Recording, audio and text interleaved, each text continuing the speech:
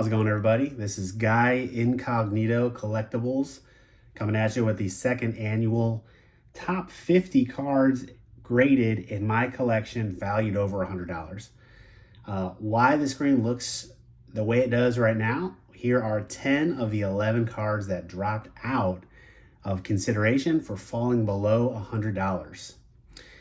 You might notice there are 2 vintage cards out of the 11 cards that fell below $100, and they're just right about $85, $90. The Bob Feller and the Roberto Clemente. Still love the cards. They'll be fine. They'll probably be back next year.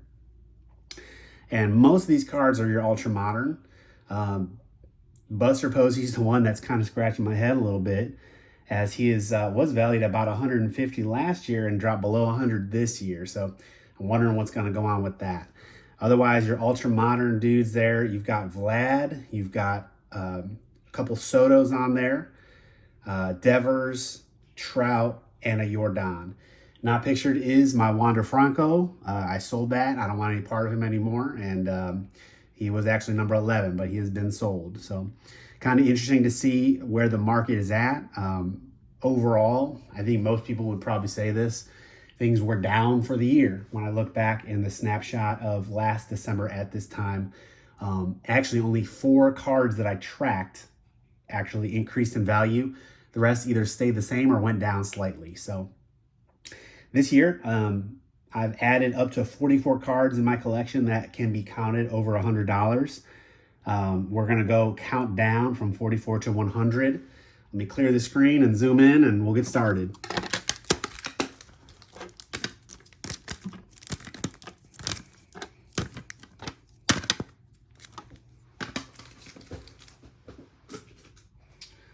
All right. Zoom in here. Okay. First up, coming in at number 44 is a recent pickup, a new to the collection. That is a Nolan Arenado X-Fractor. Great card. I bought this before the season started at the World Baseball Classic. I thought to myself, why the heck do I not own any Nolan Arenado? So for the price of a base 10, I ended up snagging this 9 refractor, coming in just at $100, number 44, Nolan Arenado. Next up, number 43. This one's been in the collection for quite a while. It has stayed very consistent. This is my Miguel Cabrera SGC 9. Bought this several years ago, and it's kind of just stayed consistent, coming in just at $100, number 43, Miguel Cabrera. Next up, this one, which I haven't decided if I'm going to sell yet. If there's one Devers card that I'm going to keep, it's going to be the SP. I do really like the red jersey. I'm pretty much a huge SP guy. So that one I'll probably make a decision on this spring. If his cards kind of get some hype, I may go ahead and sell it. Otherwise, it's in the collection. This one came down quite a bit from $160 to $105. So number 42, the Devers rookie card SP. One of many of this player that I own, only a couple are in the consideration here, is going to be your 2014 Topps Jose Ramirez rookie, red target border in a 9. Don't be confused with the red hot parallel, which you may see later. This is the target red. I love the color match red. Incredible card. Maybe one day I'll spend the money, get the 10, or try grading myself. It's very difficult to grade these cards. All the different parallels, the colored borders, they just got knocked around. He wasn't a big prospect either, so when he came up, people probably didn't care. So it's quite hard to find a raw one laying around unless you pull it yourself. Okay, number 40, a very interesting one. I had no idea this one was going to exist on this list until I ended up entering it into my VCP, which is new to me this year as well. Vintage Card Prices database is how I'm doing all this, by the way. I'm taking the average of the last sales to try to keep my own bias out of it. I feel like that's the best way to do it. Yeah, it may under or overvalue a few cards here or there, but overall it's going to give a pretty good look. This is the 1962 Dixon Ord and Company. It's an English set, and it's just got sports of all these countries of the world. And of course, America is represented here with baseball. Just an incredible looking card. It's a near mint 7. Man, it's a sharp 7 too. I can't really see much wrong with it. It's a tad off center, north-south, but east-west is darn near perfect, and I can't see anything wrong with it at all. So this one is actually coming in at number 40 at $108. All right, another of my guy here. This one I bought raw and graded myself. The 2014 Bowman Jose Ramirez State and Hometown. He's obviously not showing his state flag. I thought this was a really cool set, by the way. Players from America will show their state flag. Those from around the world will show their country flag. So we've got the Dominican flag there behind my guy, Jose Ramirez, in a Gem Mint 10. Like I said, I bought raw and graded myself, and it's coming in at $109, number 39, the 2014 Bowman Jose Ramirez. Number 38, one of the cards I really like, man. Finest is such an awesome set. It used to be the set back when it came out. It was the premier high-end set. I remember these packs were going for like $8 at the card store when I was a kid, and I was like, what the hell, $8 for a pack of cards? No way. But since then, Finest, it seems like it's been forgotten about a little bit, and I think that's going to be something to really consider when you're buying some really nice looking cards. This one I did grade myself as well. It is the 2020 Blue Jordan. I think it's a partial color match. I think the Astros are blue as kind of a secondary color, and I like the way it looks. Great hitting pose. Jordan is my guy. I'm telling you what, if he's healthy, he's probably one of the top 3 hitters in the game, maybe the best hitter in the game. Was at 170 last year, came down to 112 this year. So his market obviously took a little hit. He's just been bit by the injury bug. If this guy can stay healthy, the sky's the limit, and he can do it for a very, very, very long time. It's just about keeping that body, those knees, those legs, that lower half, healthy and where it needs to be. All right, back-to-back Jordans here. This is the number 37 in the collection, coming in at $112. This is the Jordan SP. I love this shot. I love it. Just a really cool, looks like maybe Camden Yards in the background. I actually had this as a 9.5 HGA, cracked it out, and it came back at 10. Love the card. This is going to be number, let's see, actually this is 37, and this is one's at $112. Okay, number 36, new to the collection, the 2019 Sliding Juan Soto. This is the image variation from his second year. You see that rookie cup down in the lower right-hand corner. I want to own all of his image variations in a 10. I've got them all, most of them in 10s. I just need to get the more recent ones in a 10. This is new to the collection, $117. The 2019 image variation Juan Soto. 35, this is new to the collection as well, and a birthday present from one of my good friends in the hobby, Stunner Sports Cards, the 89 Fleer Bill Ripken, the Air card. I'm not going to say what it says on that bottom there, but if you know, you know. Very iconic card in the hobby in an SGC 9.5. 10s just go for so much money, and I'm telling you what, if you put this 9.5 side by side, you wouldn't be able to tell it from a PSA 10. So I love having it. $125. Coming in at number 35, the Air.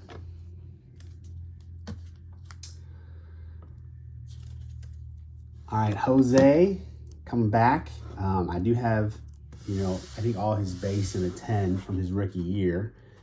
Topps Chrome. Came down a little bit, was at 160 and now at 123 at number 34 in the collection. Number 33, picked this up from a card show. I love this card, Warren Spahn, SGC3 from 51 Bowman. Valued at 125 bucks. This is number 33 in the collection. Guy at the card show had hundreds of early Bowmans, 51s, 52s, 53s. And this card stood out to me because of the pose. I mean, that's Warren's huge leg kick, very iconic stance there. And I just kind of captured that throwing motion of one of the greatest pitchers of all time. So I had to have it. Next up, a little junk wax, 80s baseball in the house. 1983 Topps, Tony Gwynn, SGC 9. 155 last year. This year dropped slightly to 130. Pretty standard. I loved this card again because it just looked really good in the holder. Not much else to say about it. It's an iconic card, and I wanted to have it in the collection.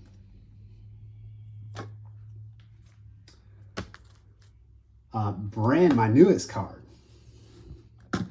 and my only Ted Williams, is this 1958 Topps BVG4.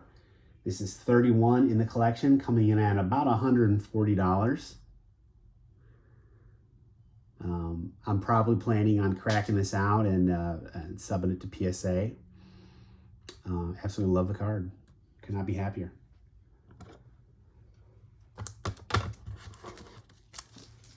All right, next up, number 30 in the collection. This is new. I actually had this last year, but I guess enough sales have come through that VCP finally gave a price.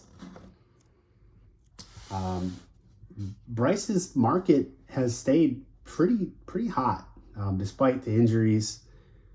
I think he's just such a interesting player. He's definitely got style. He's got passion, you know, and honestly, I think the Phillies fans love him, and I really do think he's got two good fan bases that are buying his cards up. This is number 30 in the collection. This is a 2017 Bowman's Best Red Refractor. 145 is what VCP is calling that. It is numbered out of 10. Again, I'm huge on the color match. Just a great card to own. Next up, we've got number 29, another pretty new card to the collection. This is a 54 Bowman Larry Doby.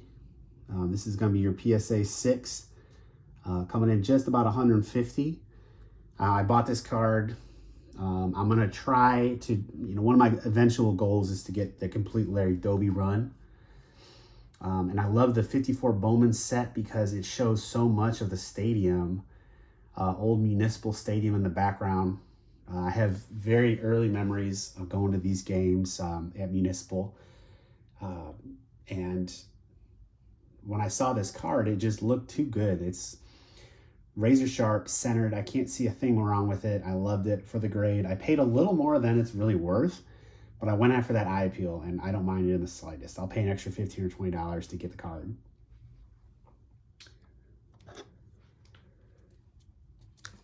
All right, next up, we've got our last Bryce Harper card. Bought this one a while ago. This is going to be his rookie debut card, but really it's his rookie because his actual rookie from Series 2 is so short printed, it's kind of out of most people's radar. I did get this Beckett 9. I think it's got really solid subgrades. Damn, I might eventually work the courage up to submit it to PSA. I don't know yet. I don't really like the Beckett holders, and I'd like to have everything in the PSA or SGC. If this thing took to a 10, it would be a very nice bump. This is 28 in the collection, coming in just over $150. Bryce Harper's gold rookie, numbered out of 2012.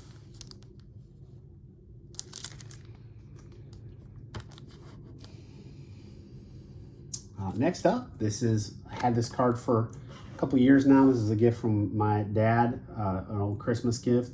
The 58 Topps Roger Maris rookie in a 2. This one's taking a beating. I don't understand it. It was up over 200 and now it's sitting at 155. So yeah, definitely not the prettiest 2 in the world, but it's a Roger Maris rookie and I love it. So there you go. 27 in the collection, just about $155. Okay, another one that's quite new to the collection. I actually am putting together a Bob Gibson run as well. And I saw this one, despite being off center, north-south mainly, but I think the color, yes, I want centering, of course, but I'm a big surface guy, registration image guy, and it's razor sharp, very vibrant colors. Love it. This is the 60 Topps SGC 6, coming in at about $160 at number 26 in the collection. And that's going to be start of my Bob Gibson run as well.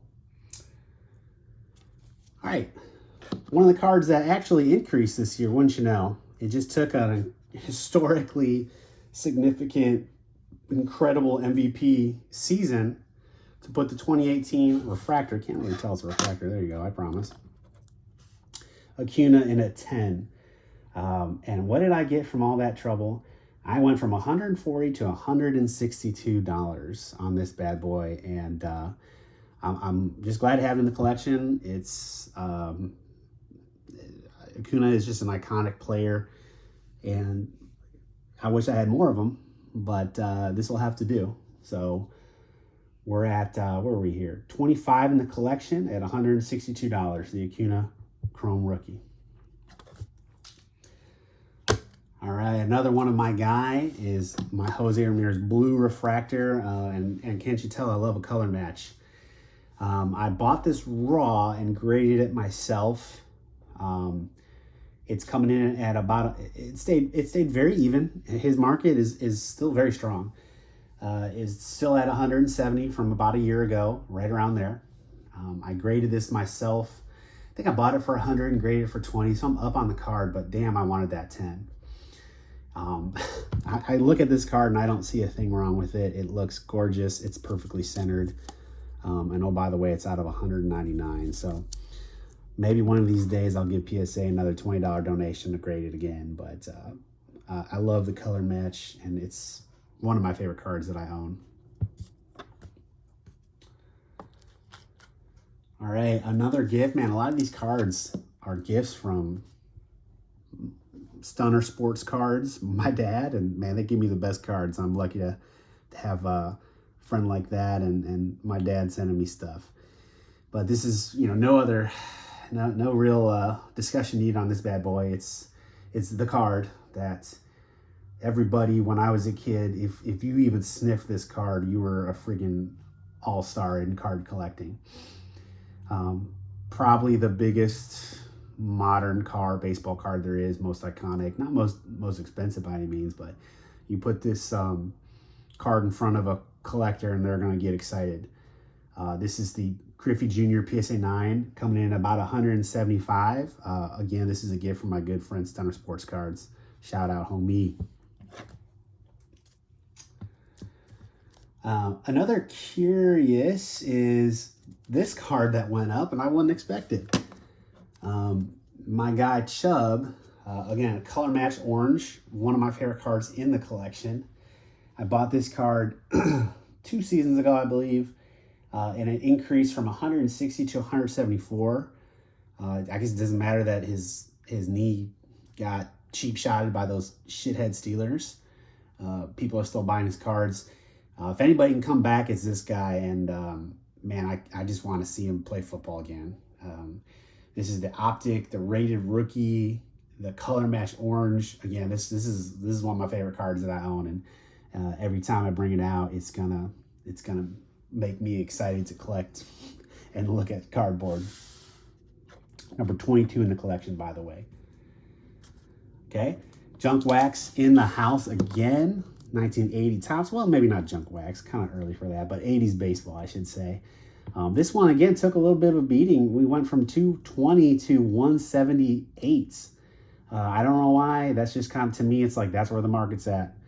No reason that this card should be decreasing in value. I got the 8s. It looks very sharp. This card is one that gets very, very pricey in a 9 and astronomical in a 10. So a good-looking 8 is about all I can expect, and that's just something that I really enjoy in the collection. An iconic player. Again, coming in about 177, 180. Number 21 in the collection, 98 Topps, Rickey Henderson. Another very, very new card. This one I graded myself. Again, I was really hoping for the 10, but one of the corners is a little soft. You can kind of see upper left in the screen. I think that's what took it down to a 9. Can't really tell too much, but it's a little soft. I think that's what got me. Either way, it's Hands on Hips Soto. His market is definitely down. It's valued right around $200. So this is number 20 in the collection. And as I reflect, the fact that I own 20 cards valued at more than $200 is pretty awesome. Because last year I was barely scratching out 31 total cards, most in the lower hundreds. So while it's definitely a work in progress, I'm really happy with the direction of my collection. Here's a card that if he does what he's capable of doing, and you got to figure with the protection of that lineup, he's going to get pitches to hit. And my hope is that he's still selective. He's still having that high on-base percent. That's what WAR loves. But also able to unload a little bit in that short porch, right field porch at Yankee Stadium. It can get interesting. If this dude heats up, his cards are going to get real interesting real quick. Number 20 in the collection, Hands on Hips Soto. This is an SP variation, 205. This card I bought at the beginning of this season. I said to myself, why the hell do I not have any Ohtani graded cards? And I decided to buy this before the season. It's basically stayed the same. It's ticked up just a little bit, even with that injury. Coming in about 210. This is the Shohei Ohtani Prism in a 9.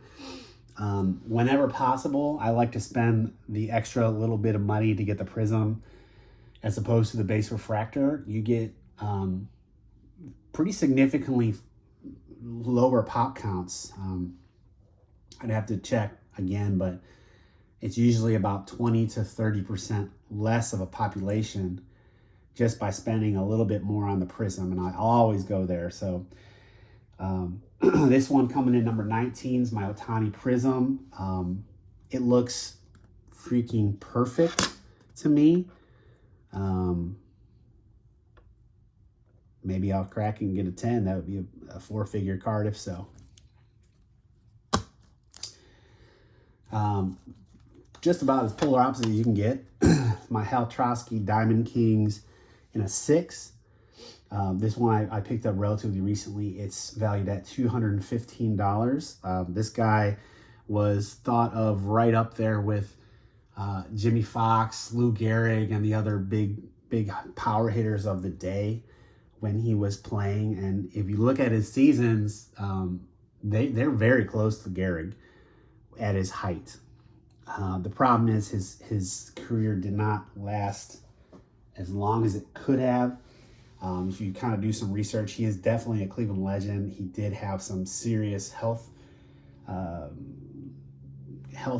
issues revolving around migraines. You know, it's something today he probably could have gotten treated really quick and gotten back on the field, but it essentially ended his career very early.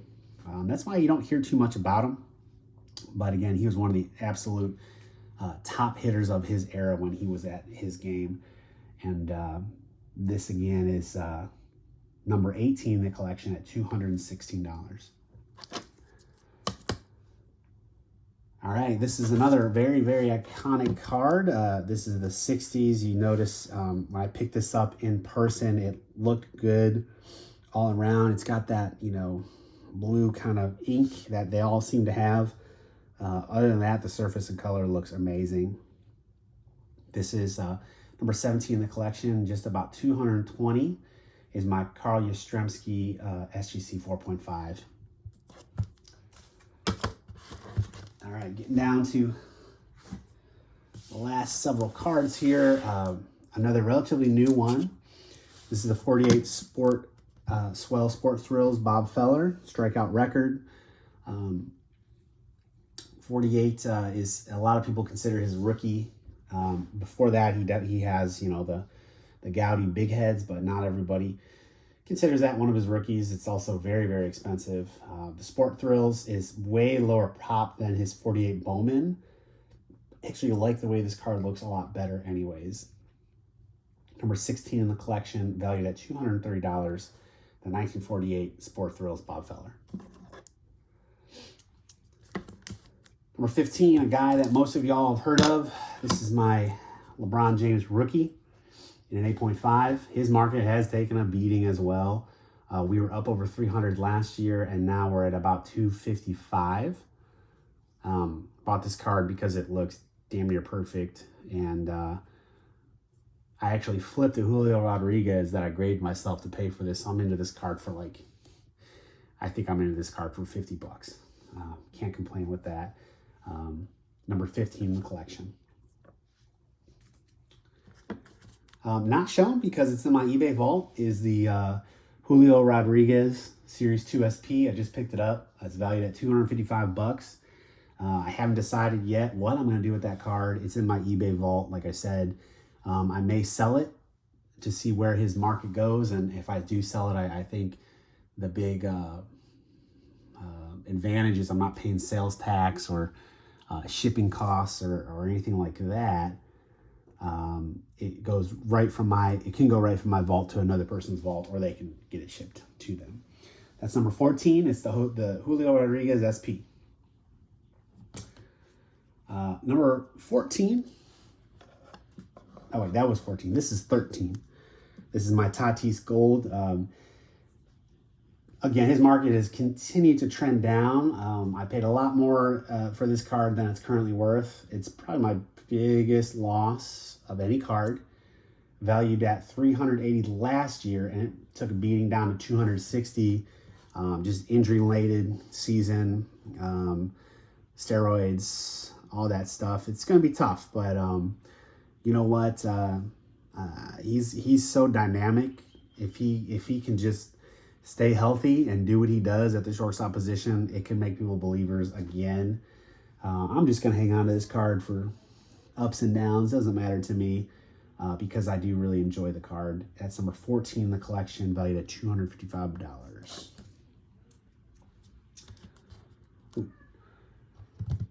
Number 12. I keep messing up. That was 13. Number 12. Again, this is one of my favorite cards in the collection. I bought this very early on, so I'm way up on this guy. And Jose's market, if you get above the base, if you get to autographs, if you get to parallels, if you get higher grades, they're all going up. This one has increased from 275 last year to 300 this year. And, you know, I bet I could even get more from it than the pops are just so darn low. This is the refractor autograph. And that's number 12 in my collection, valued at 300. Number 11 is the Red Hot foil. Mookie Betts. I love the foil card. It's got that cool shimmer to it. Here's in a 9. It dropped just a little bit, despite him having an MVP caliber season. His market was way down before the season, and it popped back up. We're at $310. This is the 11th card in my collection. All right, top 10. Starting off with another card that's taken a beating. This is the Topps Chrome X-Fractor Mike Trout. I bought and graded this one myself. Trout's market is way down. Is it a good time to buy? I don't know. It could continue to go down if he stays hurt. A lot of people are likening his career to Ken Griffey Jr., having that amazing 10-year stretch, and what is he going to do here on out? Or he can come back and be Mike Trout of old and win MVPs, and who knows. But I will tell you what's going to hurt him is being on those darn Angels. My God, can we just get Mike Trout out of Anaheim? This was at $475 last year, my second most valuable card. This has dropped to number 10 and is valued at $320. The Mike Trout second year X-Fractor, his first Topps Chrome card, I thought was really cool.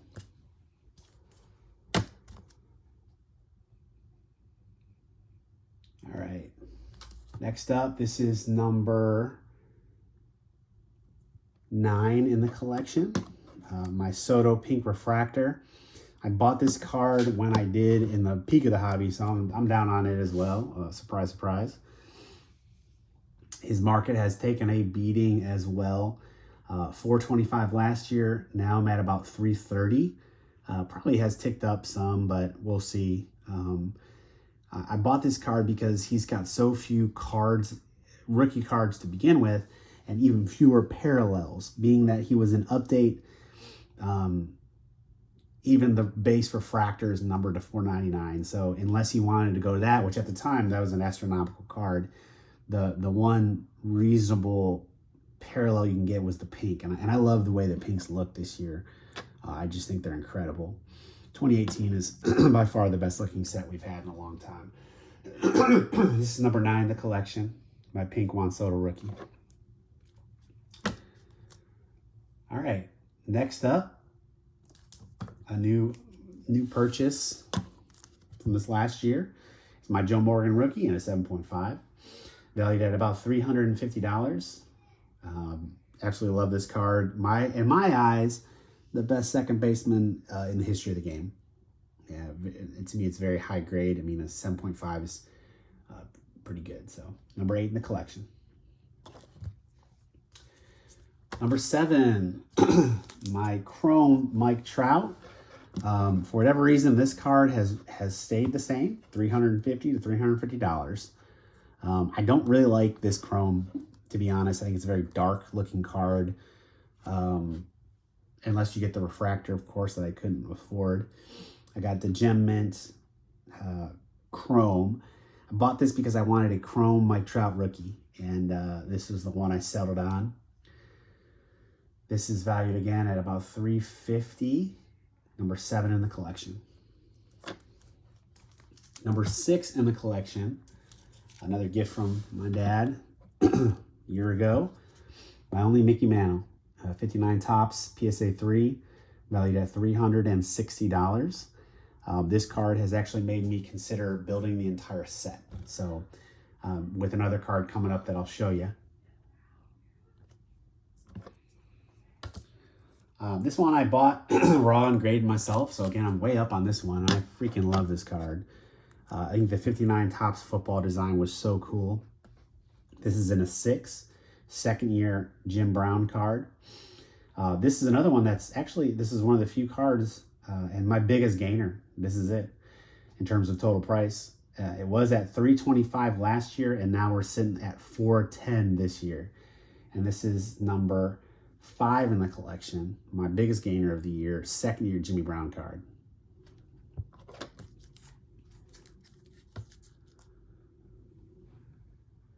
Number 4, this was a pickup from the National this year. My cousin Tony ended up brokering a deal for this card.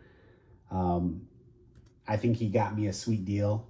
I paid less than it's worth now, but I didn't track the card, so I can't say that it's went up. So I'm hoping, this will show a nice little increase next year. This is the 49 Bowman Stan Musial in a 4.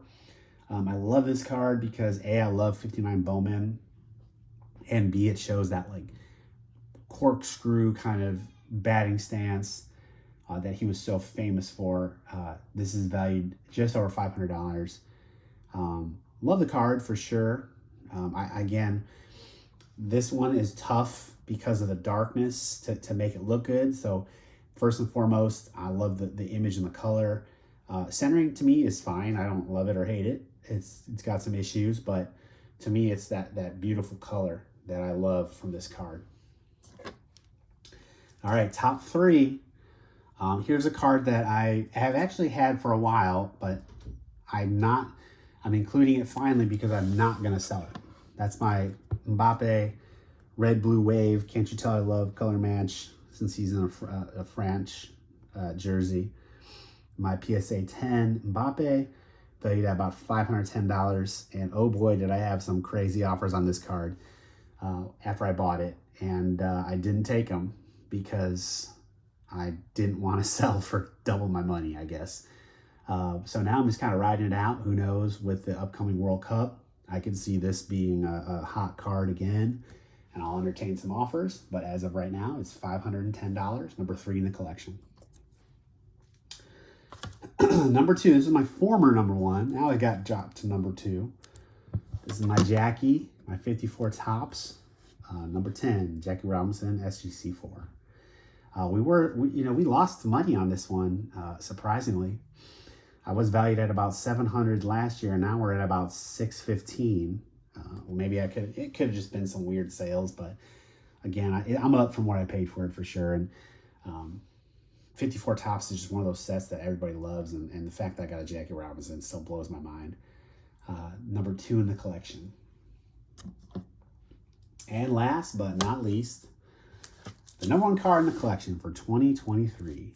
That is my 59 Topps Bob Gibson in a 5. And oh boy, look at that centering. This card is my favorite, one of my favorite cards.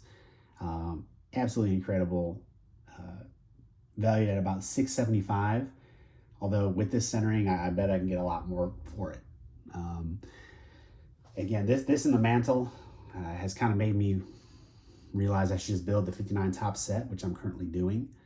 One of my favorite players of all time, just an absolute legend on and off the court. So that is my number 1 card in the collection. Let me zoom it out here, and I'll put my top 5 up while I blab for a little bit. 1, number 2, number 3, number 4, and number 5. And just absolutely love these cards.